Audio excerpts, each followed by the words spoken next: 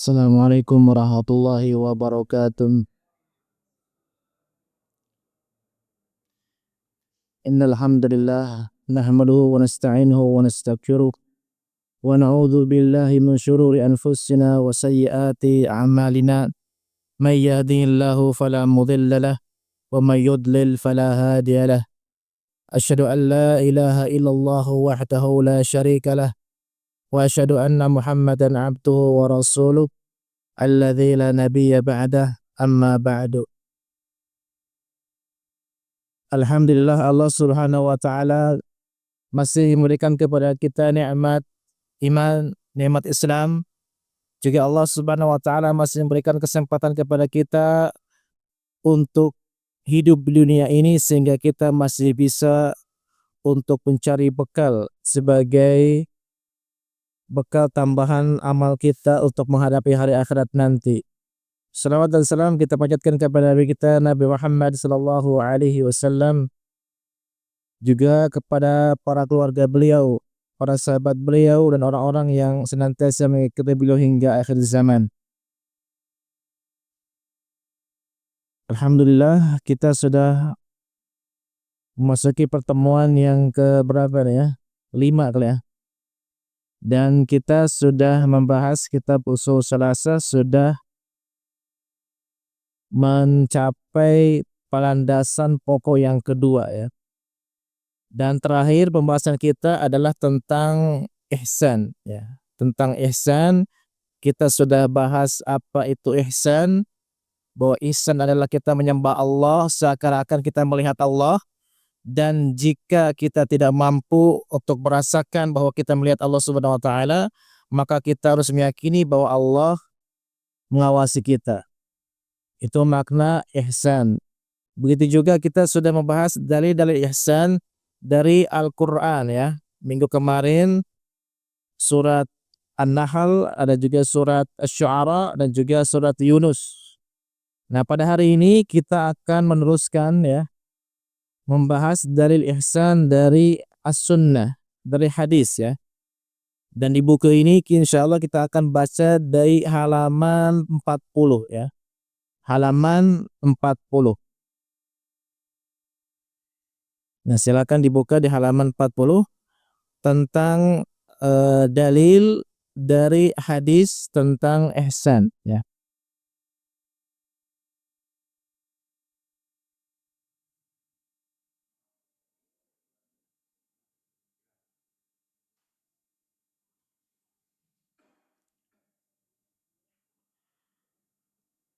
Di sini penulis rahimahullahu taala berkata, wa dalilu minas sunnah, dalil dari as-sunnah, hadits Jibril al-masyhur an Umar radhiyallahu anhu qala, yaitu hadis Jibril yang terkenal yang diriwayatkan dari Umar bin Khattab radhiyallahu anhu. Beliau bersabda. Nah, di sini kita hadisnya panjang ya. Kita hadis ini panjang sekali hadisnya. Di sini ada 2 halaman lebih ya. Umar mengatakan, bainama nahnu 'inda Rasulillah sallallahu alaihi wasallam dzata yaum idh tala'a 'alaina rajulun syadidu bayadil thiyab syadidu sawadi sya'ri la yura 'alaihi ahad atharu safari wa la ya'rifuhu minna ahadun. Umar menceritakan ketika kami tengah berada di majlis bersama Rasulullah sallallahu alaihi wasallam, tiba-tiba tampak di hadapan kami seorang laki-laki yang berpakaian sangat putih. Jadi Nabi dan para sahabat sedang berkumpul di masjid, kemudian muncullah seorang laki-laki yang berpakaian sangat putih ya. Pakaiannya bersih putih sekali. Berambut sangat hitam, rambutnya pun hitam ya. Rapih dan hitam. Tidak terlihat padanya tanda-tanda bekas perjalanan jauh. Dan tidak ada seorang pun di antara kami yang mengenalnya. Artinya para sahabat tuh heran. Ini orang kalau dibilang musafir, tidak ada tanda-tanda dia melakukan perjalanan jauh. Bajunya bersih, rapi, putih bersih, rambutnya pun hitam. Tidak ada bekas debu yang menempel di rambutnya. Kalau dia seorang musafir pasti ada setidaknya bajunya kotor setidaknya, atau rambutnya ada debunya.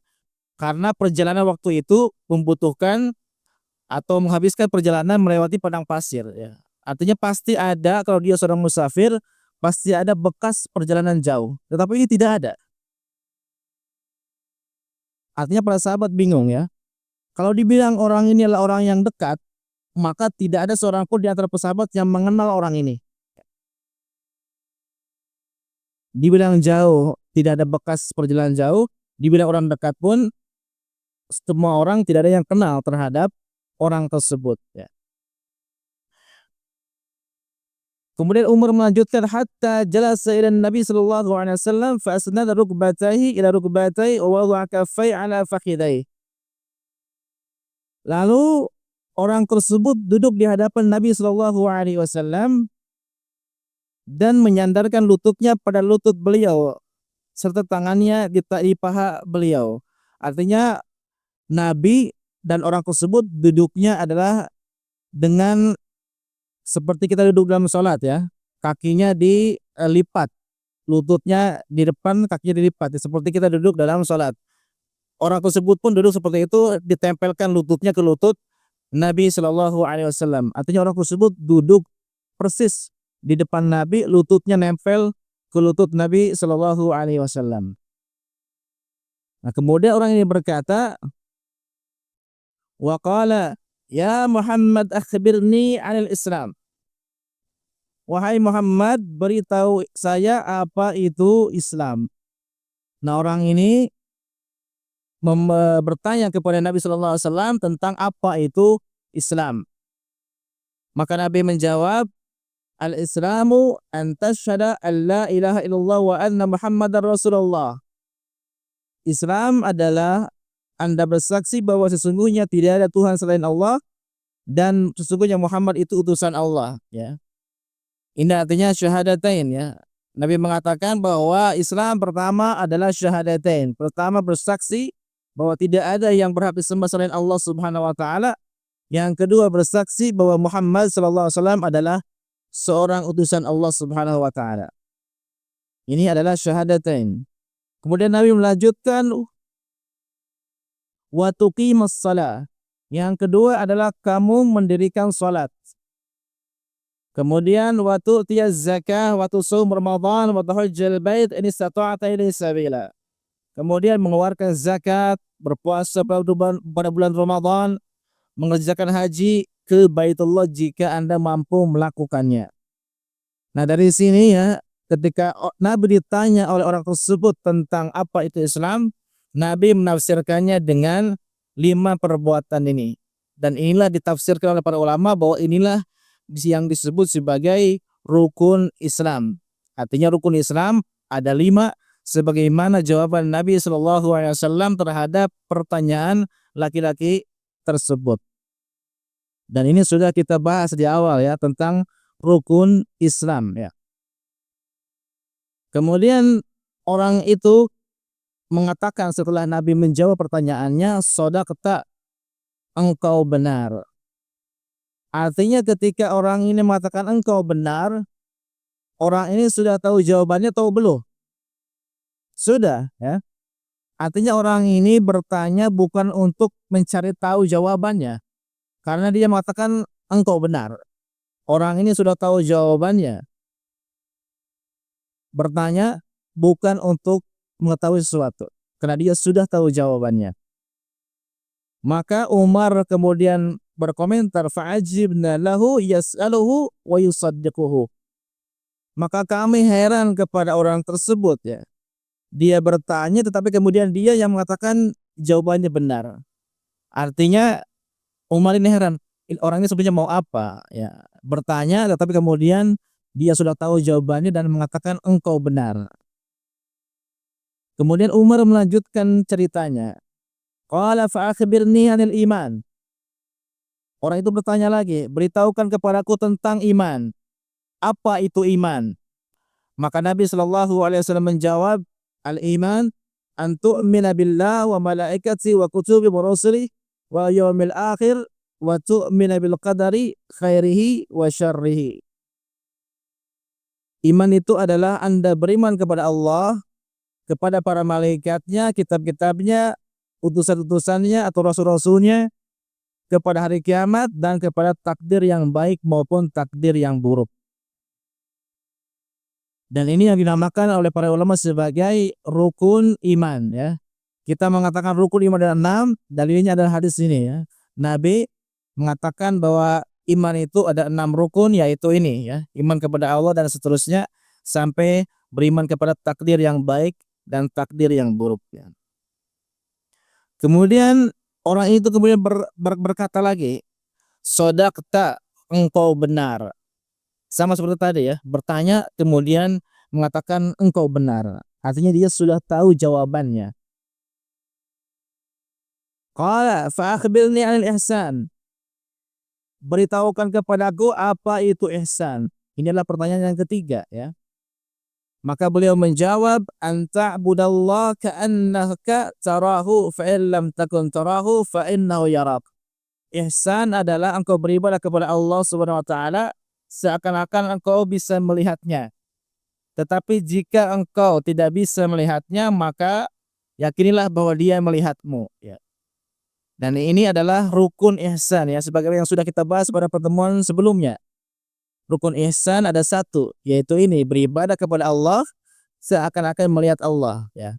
Dan ini adalah tingkatan ihsan yang pertama ya, bahwa ini tingkatan ihsan yang paling tinggi adalah kita beribadah kepada Allah Subhanahu wa taala dengan ibadah seorang yang merindukan Allah Subhanahu wa taala.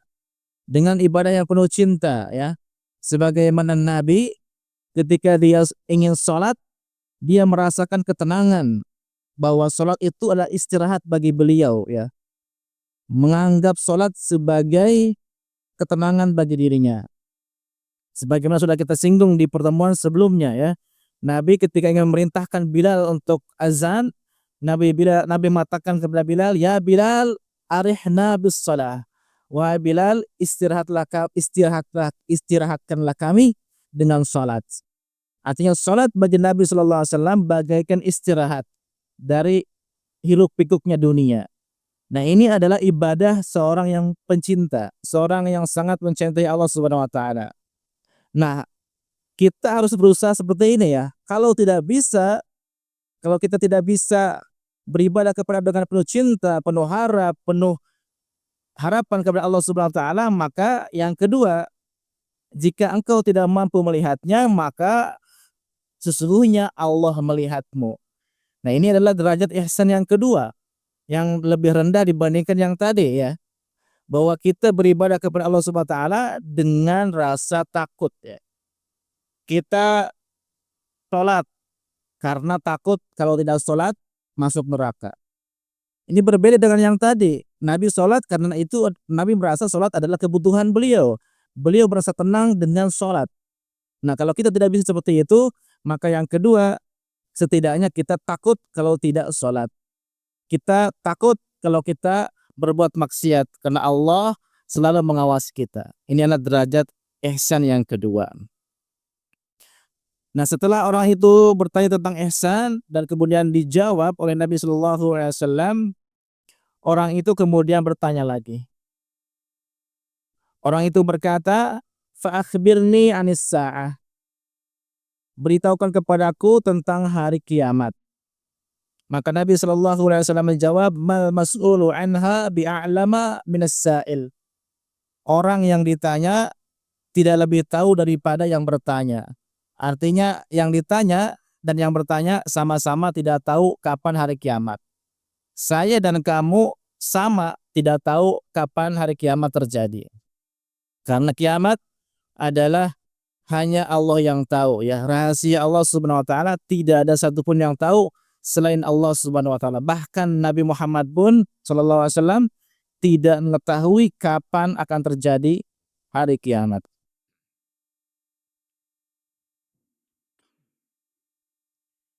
Kemudian orang itu berkata lagi, fa akhbirni an amaratiha. Kalau engkau tidak tahu hari kiamat, kalau begitu ceritakan kepadaku bagaimana tanda-tanda kiamat. Kemudian Nabi Shallallahu Alaihi Wasallam menjawab, antalidal amatu rabbataha. Di antara tanda kiamat, kata Nabi, salah satunya adalah jika budak perempuan telah melahirkan majikannya. Budak perempuan melahirkan anak yang anaknya itu akan menjadi majikan si perempuan tersebut. Nah, para ulama kemudian banyak menafsirkan dari hadis ini ya terkait dengan seorang budak wanita yang melahirkan majikannya. Pertama, para ulama menafsirkan bahwa nanti menjelang hari kiamat akan banyak terjadi kedurhakaan seorang anak terhadap orang tua. Orang tua memperlakukan anaknya sebagaimana raja dan anak memperlakukan orang tuanya sebagai pembantu. Ini menunjukkan banyaknya kedurhakaan anak terhadap orang tua. Kemudian tafsir yang lain, para ulama menafsirkan bahwa akan terjadi banyak perbudakan ya.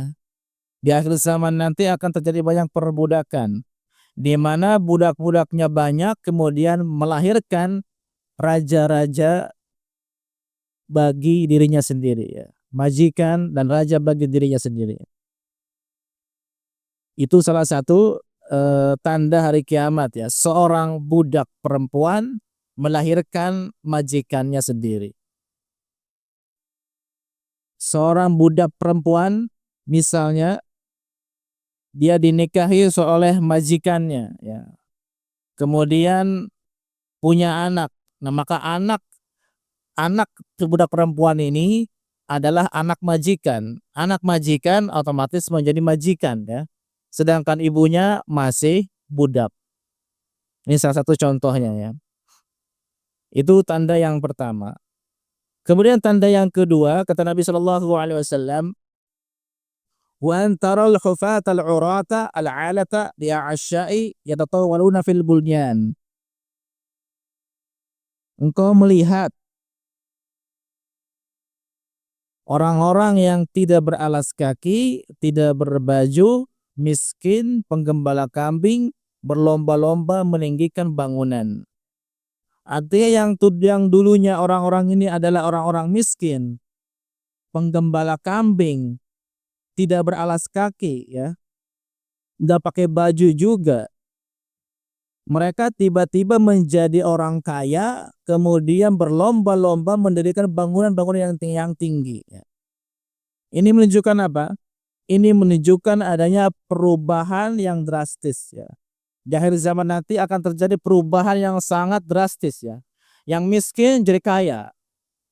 Ini perubahan yang sangat drastis. Contohnya adalah penggembala kambing yang miskin tiba-tiba kaya, kemudian dia mendirikan bangunan-bangunan yang tinggi ya. Bahkan bukan cuma mendirikan, dia berlomba-lomba dengan teman yang dulunya sama-sama miskin, kemudian mendirikan bangunan-bangunan yang sangat tinggi. Ini menunjukkan apa? Perubahan yang sangat signifikan, yang sangat drastis yang akan terjadi di akhir zaman ya. Qala famadha falabistu maliya. Maka Umar kemudian melanjutkan, maka orang itu kemudian pergi ya. Kemudian aku berdiam beberapa lama, kemudian Rasulullah SAW berkata kepadaku, ya Umar, atadri manis sa'il? Wahai Umar, apakah kamu tahu siapa sebenarnya orang yang bertanya tersebut? Maka Umar menjawab, Allahu wa rasuluhu a'lam. Allah dan Rasulnya yang lebih tahu. Ini juga merupakan jawaban ya. Apabila kita ditanya tapi tidak tahu, maka kita katakan Allahu a'lam.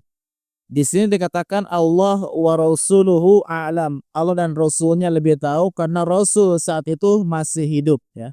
Rasulnya ada di depan mata Umar, maka Umar mengatakan Allah dan Rasulnya yang lebih tahu ya. Adapun sekarang maka kita katakan kalau kita ditanya oleh seseorang dan kita tidak tahu jawabannya, maka kita katakan Allahu a'lam. Allah yang lebih tahu. Saya tidak tahu, tetapi Allah lah yang lebih tahu. Ini jawaban syar'i apabila kita tidak mengetahui jawaban apabila ditanya. Maka Nabi Shallallahu Alaihi Wasallam kemudian menjelaskan, fa innahu Jibrilu ataakum yu'allimukum amra dinikum. Dia adalah Jibril, dia datang kepada kalian untuk mengajarkan agama kalian. Artinya orang yang tadi, ya, yang datang kepada Nabi Shallallahu Alaihi Wasallam, duduk di hadapan Nabi, bertanya, kemudian membenarkan jawaban Nabi, bukan seorang manusia, ya, tetapi malaikat. Satu sosok malaikat, yaitu malaikat Jibril alaihissalam. Ini menunjukkan apa? Bahwa malaikat itu bisa menyerupakan diri, ya, menjadi seorang manusia. Dia dengan kekuatan yang telah Allah berikan bisa menyerupakan diri menjadi seorang manusia yang sebagaimana biasanya tadi. Orang tinggi, rambutnya putih, rambutnya hitam, bajunya putih, dan seterusnya, ya. Ini diantara keistimewaan malaikat, itu bisa menjelma menjadi manusia.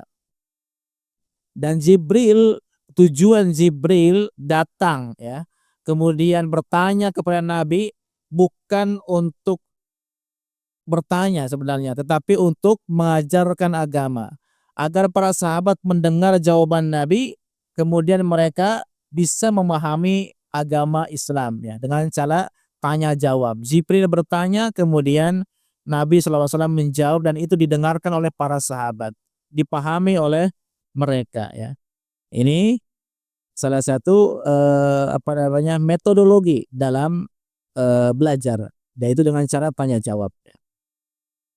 Nah, ini terkait dengan dalil ihsan, ya, dalil ihsan dari hadis Nabi Shallallahu Alaihi Wasallam.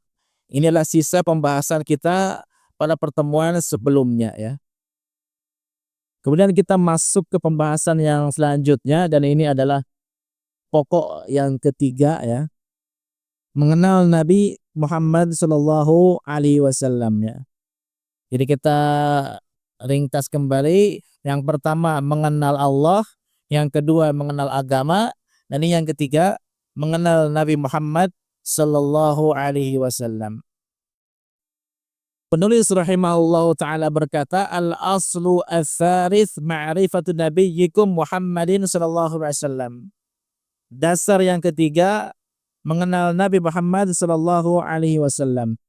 Dan ini juga penting, ya, karena kita ini kan menganut agama Islam, ya, maka seorang muslim harus tahu siapa pembawa ajaran Islam, yaitu Nabi Muhammad. Jangan cuma tahu namanya, tetapi juga harus tahu bagaimana kehidupan beliau, bagaimana dakwah beliau, ya, sehingga kita bisa mencontoh beliau dalam kehidupan kita.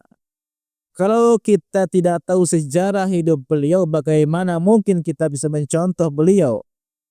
Kita sering mengatakan ikuti sunnah Nabi, tetapi kita tidak tahu sejarah hidup Nabi. Bagaimana mungkin kita akan mengikuti sunnah Nabi kalau ternyata kita tidak paham sejarah Nabi Shallallahu Alaihi Wasallam? Maka sekarang akan dibahas mengenai sejarah Nabi secara ringkas, ya. Karena kalau secara rinci ini tidak akan cukup waktunya, ya. Apalagi buku ini buku yang ringkas, maka disajikan sejarah Nabi SAW secara ringkas, ya. Wa huwa Muhammadun ibnu Abdullah ibnu Abdul Muttalib ibnu Hashim, wa Hashim min Quraisy, wa Quraisy min Arab, wal Arab min dzurriyyat Ismail ibn Ibrahim al-Khalil alaihi wa ala nabiyyina afdhalus salat wassalam. Nah, di sini penulis membawakan nasabnya, nasab Nabi Muhammad SAW. Beliau adalah Muhammad bin Abdullah bin Abdul Muttalib bin Hashim. Abdullah ini bapaknya, Abdul Muttalib ini adalah kakeknya, Hashim adalah buyutnya, ya. Hashim ini dari kabilah Quraisy, ya. Jadi Arab itu banyak kabilahnya. Ada satu kabilah namanya Quraisy. Dan Quraisy berasal dari bangsa Arab, ya. Suku Quraisy ini adalah termasuk bangsa Arab. Dan bangsa Arab ini adalah keturunan Ismail, Nabi Ismail, ya. anak dari Nabi Ibrahim Al-Khalil ya. Al-Khalil adalah gelar Nabi Ibrahim ya. Nabi Ibrahim memiliki gelar Khalilullah, artinya kekasih Allah ya. Khalilullah sering disingkat Al-Khalil ya. Maksudnya adalah kekasih Allah Subhanahu wa taala. Jadi Nabi Muhammad ini adalah keturunan Nabi Ibrahim ya. Keturunan Nabi Ibrahim alaihissalam dari jalur Ismail ya. Walahu minal umri salasun wa sittuna sanah. Usia beliau 63 tahun. Minha arba'una qabla nubuwah wa salasun wa ishruna nabiyan wa rasula. Yang 40 tahun sebelum kenabian dan 23 tahun sebagai nabi dan rasul. Artinya Nabi Muhammad hidup sebagai manusia biasa selama 40 tahun sebagai manusia biasa. Setelah 40 tahun baru beliau diangkat menjadi seorang nabi. Dan beliau terus menjadi nabi dan rasul sampai usia beliau 63 tahun ya. Artinya masa kenabian beliau 23 tahun. Nubbi'a bi'iqra wa ursila bil muddassir. Beliau diangkat sebagai nabi dengan turunnya surat Al-Alaq ya. Maksudnya surat Al-Alaq 1 sampai 5. Iqra bismi rabbikal ladzi khalaq, khalaqal insana min 'alaq, Iqra wa rabbukal akram alladzi 'allama bil qalam, 'allamal insana ma lam ya'lam. Ketika beliau sedang menyendiri di Gua Hira, kemudian beliau didatangi malaikat Jibril, kemudian Jibril menyampaikan wahyu surat Al-Alaq 1 sampai 5. Nah, dengan turunnya surat Al-Alaq 1 sampai 5 ini adalah pengangkatan Nabi Muhammad sebagai seorang nabi ya. Nabi itu artinya seorang yang diberikan wahyu, itu nabi ya. Nabi berasal dari kata naba. Kita tahu di surat Al-Qur'an ya, di juz 30 ada surat An-Naba. Naba artinya berita besar. Orang yang mendapatkan berita besar disebutnya nabi ya. Nabi artinya orang yang mendapatkan berita besar. Maksudnya berita besar apa? Berita dari langit ya. Maksudnya wahyu dari Allah Subhanahu wa taala. Nah, dengan diberikannya surat Al-Alaq 1 sampai 5 maka beliau dinamakan nabi ya, seorang yang mendapatkan wahyu dari Allah Subhanahu wa taala. Dan beliau diangkat sebagai rasul dengan surat Al-Muddassir ya. Ketika Allah menurunkan surat Al-Muddassir ya, nanti di bawah ada ya, itu sebagai pengangkatan Nabi Muhammad sebagai seorang rasul. Apa bedanya nabi dan rasul? Nabi tadi sudah dikatakan orang yang mendapatkan berita dari langit, mendapatkan wahyu. Sedangkan rasul artinya orang yang diutus, orang yang diperintah Allah untuk menyebarkan agama Islam kepada kaumnya, itu disebutnya rasul ya. Allah mengutus beliau di sini. Negeri beliau Makkah ya. Negeri beliau Makkah. Artinya beliau dilahirkan di Makkah dan hidup di Makkah. Wa hajara ilal Madinah. Nah, di sini ada yang kurang ya. Boleh ditambahkan negeri beliau Makkah dan beliau hijrah ke Madinah ya. Negeri beliau Makkah dan beliau hijrah ke Madinah.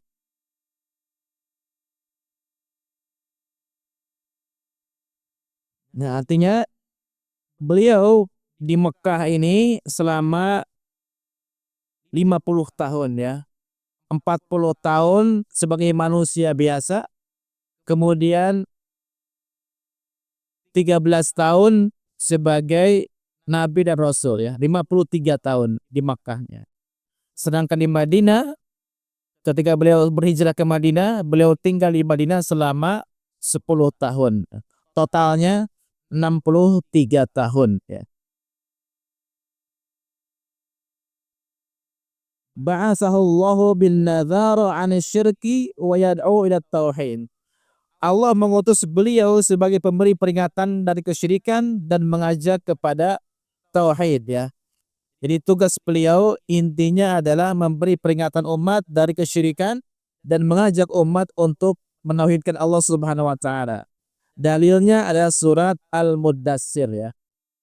Allah Subhanahu wa taala berfirman, "Ya ayyuhal muddatsir, wahai orang yang berselimut, qum fa'anzir, bangunlah lalu berilah peringatan." Nah, ini adalah pengangkatan Nabi sebagai rasul karena Allah di sini menyuruh Nabi untuk bangun dan memberi peringatan kepada kaumnya. Nah, ini disebutnya rasul ya. Rasul Nabi diutus oleh Allah untuk berdakwah kepada kaumnya dengan surat ini. Qum fa'anzir. Bangunlah kamu lalu berilah peringatan kepada kaummu. Wa rabbaka fakabbir, dan Tuhanmu agungkanlah. Wa thiyabaka fatahhir, dan pakaianmu bersihkanlah. Warrujza fahjur, dan perbuatan dosa tinggalkanlah. Wala tamnun tastakthir, dan janganlah kamu memberi agar memperoleh balasan yang lebih banyak. Artinya kita tidak boleh memberi sesuatu kepada orang dengan niat mendapatkan balasan yang lebih banyak ya. Karena itu bukan pemberian yang sebenarnya ya. Kita memberi dengan niat agar mendapat balasan yang lebih banyak, itu tidak boleh. Walirabbika fasbir, dan karena Tuhanmu bersabarlah. Kemudian di sini ya Syekh Muhammad kemudian menjelaskan wa ma'na qum fa'anzir, makna dari bangun dan berilah peringatan, maksudnya berilah peringatan dari kesyirikan dan ajaklah kepada tauhid. Kemudian makna warabbaka fakabbir, maksudnya adalah agungkanlah Allah dengan bertauhid. Kemudian makna wasiyabaka fatahhir, bersihkanlah bajumu, maksudnya adalah bersihkanlah amalanmu dari kesyirikan. Jangan melakukan perbuatan-perbuatan yang syirik. Kemudian makna warrudza fahjur, dan tinggalkanlah berhala. Arrudza artinya adalah berhala.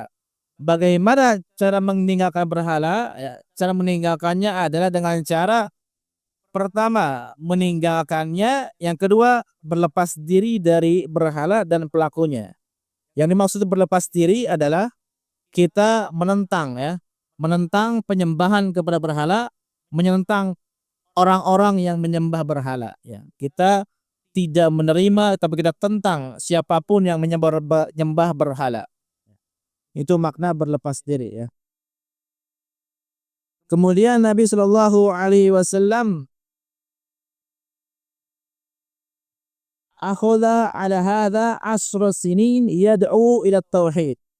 Beliau Shallallahu alaihi wasallam terus melakukan ini ya, ketika Allah Subhanahu wa taala memerintahkan hal tersebut, memerintahkan dakwah kepada tauhid, memerintahkan agar menjauh kesyirikan, Nabi terus berdakwah kepada tauhid selama 10 tahun ya. Nah, di sini 13 tahun ya. Yang benar adalah 10 tahun ya. Beliau berdakwah selama 10 tahun untuk mengajak kepada tauhid. Maksudnya setelah turun perintah Allah untuk berdakwah, maka beliau 10 tahun terus berdakwah kepada tauhid. Nah, setelah 10 tahun beliau dinaikkan ke langit, dan inilah yang dinamakan dengan Mi'raj ya. Sudah kita bahas di pertemuan sebelumnya ya, bahwa Nabi sallallahu alaihi wasallam melakukan Isra dan Mi'raj ya. Nabi Isra artinya Nabi melakukan perjalanan dari Mekah ke Palestina. Kemudian dari Palestina dinaikkan oleh Allah Subhanahu wa taala ke langit ya. Dan di langit ini Nabi mendapatkan perintah sholat 5 waktu ya. Ini juga menunjukkan apa? Menunjukkan pentingnya sholat ya. Karena amalan-amalan yang lain Allah syariatkan di bumi. Tetapi khusus sholat, Allah angkat Nabi Muhammad dari bumi ke langit, kemudian di langit Allah mewajibkan sholat untuk beliau dan umatnya. Ini menunjukkan agungnya perintah sholat ya. Makanya kita sebagai seorang muslim jangan sampai menyia-nyiakan sholat, karena sholat adalah sebuah amalan, sebuah syariat yang agung ya. Sampai-sampai Allah mewajibkan syariat salat di langit ya, bukan di bumi. Wa shalla fi Makkah 3 sinin. Setelah beliau mendapatkan kewajiban sholat, beliau kemudian sholat bersama para pengikutnya setelah di Makkah selama 3 tahun ya. Perintah sholat, kemudian 3 tahun melaksanakan perintah sholat di Makkah. Setelah itu, wa ba'daha umira bil hijrah ilal Madinah. Nah, setelah 3 tahun melakukan sholat di Makkah, Nabi kemudian diperintahkan untuk hijrah, pindah, meninggalkan Makkah menuju Madinah. Wal hijratu al-intiqal min baladi syirki ila baladil Islam. Hijrah itu artinya adalah berpindah dari negeri kesyirikan ke negeri Islam ya. Waktu itu Makkah dikuasai oleh orang-orang musyrik.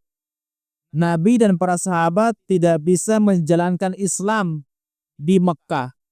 Mereka ditindas, diintimidasi karena mereka tidak bisa menjalankan syariat Islam, agama Islam di Makkah, maka mereka diperintahkan untuk hijrah, meninggalkan negeri kesyirikan menuju negeri Islam, yaitu Madinah.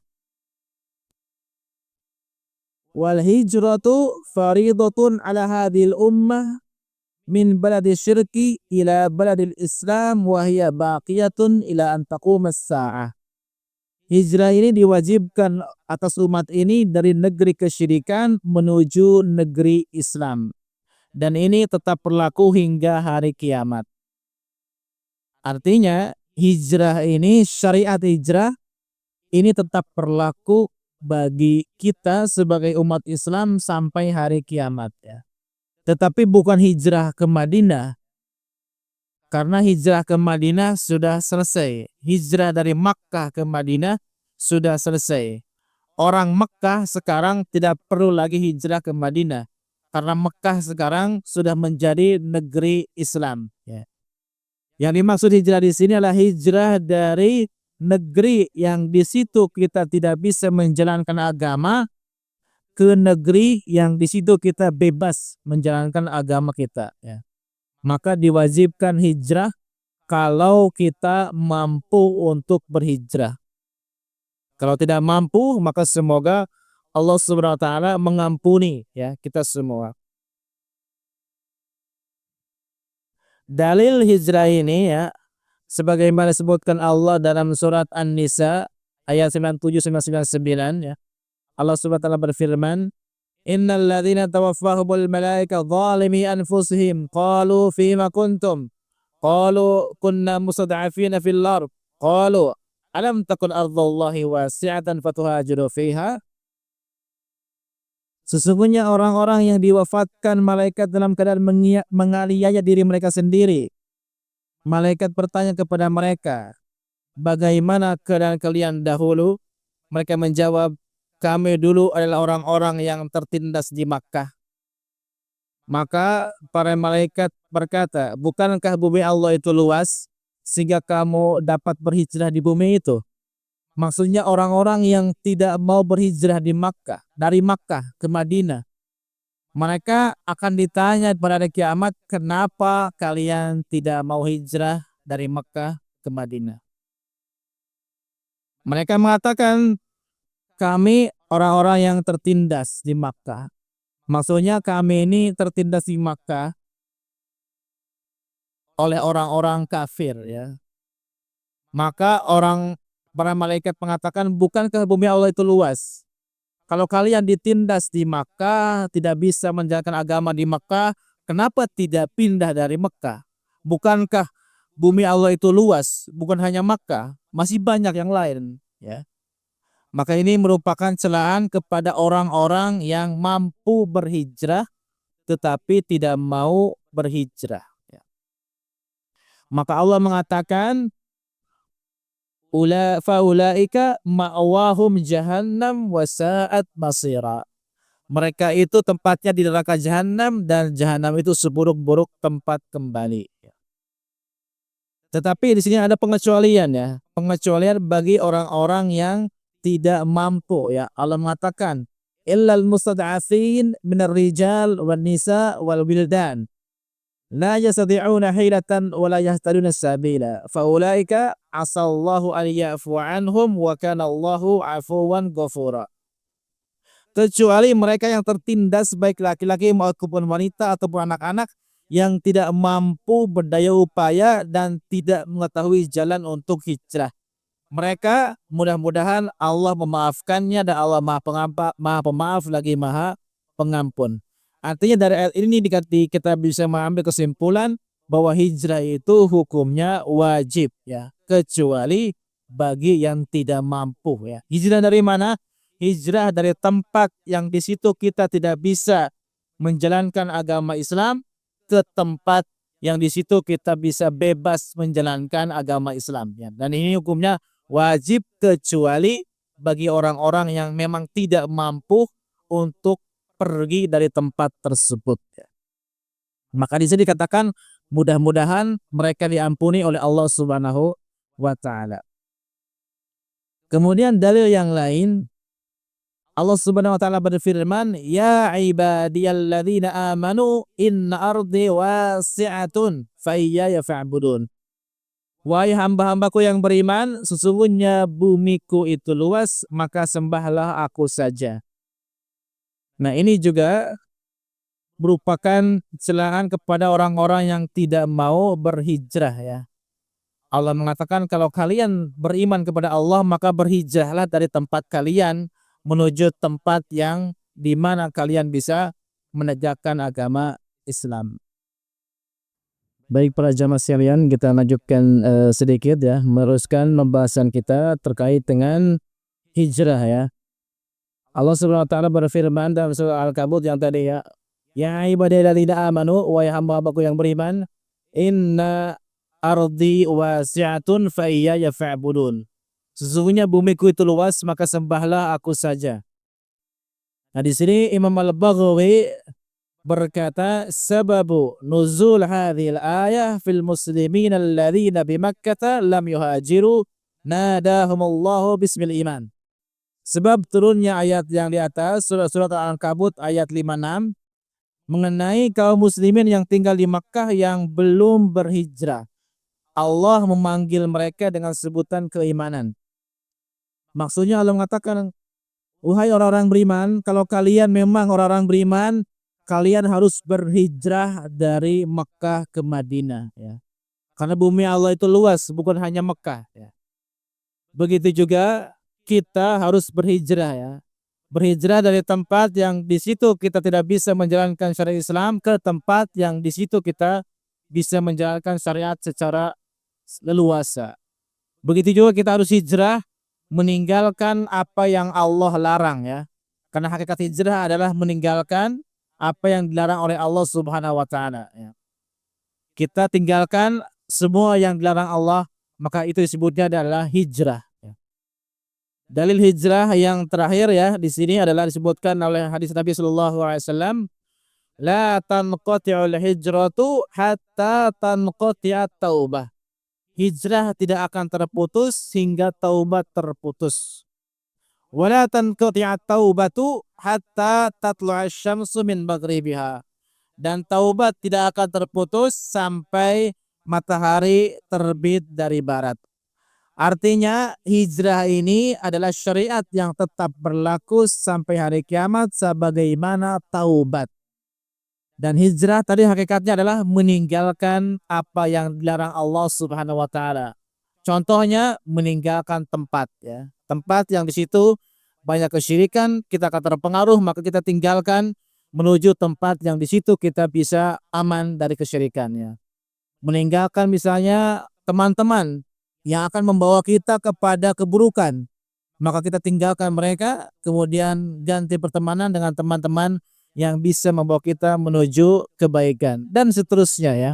Intinya adalah meninggalkan apa yang akan membawa kita kepada keburukan. Itulah hakikat dari hijrah kepada Allah Subhanahu wa taala. Mungkin ini yang bisa Anda sampaikan pada kesempatan malam hari ini ya. Mudah-mudahan bisa bermanfaat bagi para hadirin sekalian ya. Sebelum kita tutup, maka silakan kalau ada yang mau bertanya, mungkin satu pertanyaan ya sebelum kita akhiri. Kalau ada yang belum jelas terkait dengan materi kita pada malam ini. Hai, ya, oh, bahwa adikat atau adikas terus tato. Nah, adiak tokat bahwa sama adikat su demali ini takkan udian dari korekai. Nah, amanat semacam ini hal-hal mesti berpahalan lah. Dan buahnya beda waktu ikipan pasta bipo failo erotol ayata dalam tak simakiri atau fika lebih ya apa jipatnya khusus kak kia berpertama tapi gua panci dengan si atau kakak ya itu Saya berkaitan dengan pertanyaan pertama ya. Orang yang beramal tapi pengen dipuji gitu ya. Apakah dapat pahala atau enggak?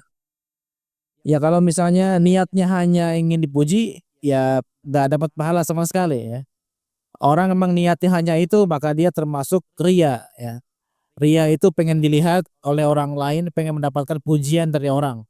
Maka dia termasuk ria dan dia tidak mendapatkan pahala apa-apa dari amalnya ya. Kalau niatnya cuman itu ya, cuman ria.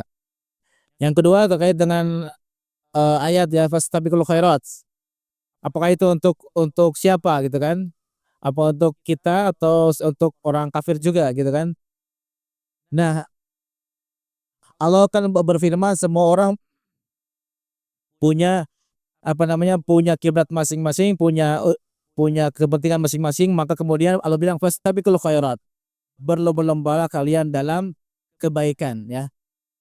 Nah, kalau kita orang muslim ya kita meyakini ayat ini, kemudian kita juga apa namanya ya berusaha untuk mengamalkan ayat ini kan. Artinya kita sebagai sesama muslim tidak usah saling menjatuhkan, tidak usah saling menyalahkan, tetapi kita saling berlomba dalam kebaikan.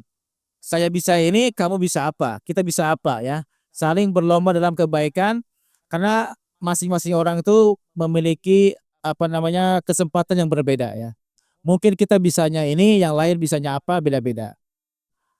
Kalau orang kafir bagaimana? Ya orang kafir mungkin ya beriman aja enggak gitu kan dengan ayat ini. Maka mereka juga ya gak bakal mau mengamalkan ayat ini kan. Karena iman pun enggak, bagaimana mereka mau mengamalkan ayat yang tercantum dalam Al-Quran ini ya. Karena walaupun mati orang kafir beramal dengan amalnya sendiri ya pada ujungnya sama aja. Mereka tidak akan masuk surga ya. Ya, intinya kita sebagai seorang muslim kita beramal dengan amal kita masing-masing ya, saling berlomba dalam kebaikan ya. Dan dalam hal ini pernah ada sebuah cerita ya. Sebuah cerita bahwa Imam Malik ya. Imam Malik ini adalah seorang ulama yang menghabiskan waktunya untuk mengajar di masjid. Dia buka kajian di masjid, mengajarkan hadis setiap hari. Nah, maka ketika Imam Malik mengajarkan hadis ya setiap hari, ada seorang yang mengkritik, dia ngirim surat ke Imam Malik. Kemudian Imam Malik baca suratnya, isinya kritikan. Intinya, wahai Malik, kamu jangan ngajar terus tapi ibadah. Jadi Imam Malik dipandang kurang beribadah sebagaimana dirinya ya. Dirinya mungkin melihat beribadahnya banyak, tapi Imam Malik tiap hari ngajar mulu gitu kan. Maka Imam Malik kemudian mengasih jawaban ya. Ngasih jawaban yang intinya seperti ayat tadi. Intinya setiap orang punya kesempatan yang berbeda. Mungkin Anda kesempatannya beribadah, silahkan beribadah. Saya Allah berikan ilmu, maka saya amalkan ilmu saya dengan cara apa? Dengan cara mengajarkan ilmu ini kepada orang lain. Dan ini mungkin bermanfaat bagi saya daripada saya harus banyak beribadah tetapi mengesampingkan mengajarkan ilmu ya. Artinya kita jangan menyalahkan orang ya. Ya seorang guru beribadah dengan cara apa? Mengajar. Seorang pedagang beribadah dengan cara berdagang yang jujur ya. Kemudian seorang pekerja silahkan dia bekerja dengan ikhlas, dengan jujur, itulah cara dia beramal ya. Artinya silahkan beramal dengan cara masing-masing, yang penting sesuai dengan koridor syariat ya. Tidak usah saling menyalahkan satu sama lain, tetapi silakan fastabiqul khairat, perlihatkanlah amal kita masing-masing, maka Allah akan menilai siapa yang lebih baik amalnya ya, nanti pada hari kiamat ya. Mungkin demikian ya. Mungkin cukup boleh ya. Baik, maka karena waktu sudah malam, kita cukupkan pada pertemuan kita pada malam hari ini ya. Insyaallah kita mungkin ketemu lagi setelah Idul Fitri ya. Karena ini adalah hari terakhir mungkin ya. Hari terakhir kajian, karena kalau Ramadan ya mungkin tidak cukup untuk pengaji begini ya, karena waktu buka puasa ya. Mungkin insyaallah kita ketemu lagi setelah Ramadan ya. Kita tutup dengan membaca setelah puasa setelah Id ya. Kita tutup dengan membaca subhanakallah wa bihamdik, asyhadu an la ilaha illa anta astaghfiruka wa atubu ilaik. Assalamualaikum warahmatullahi wabarakatuh.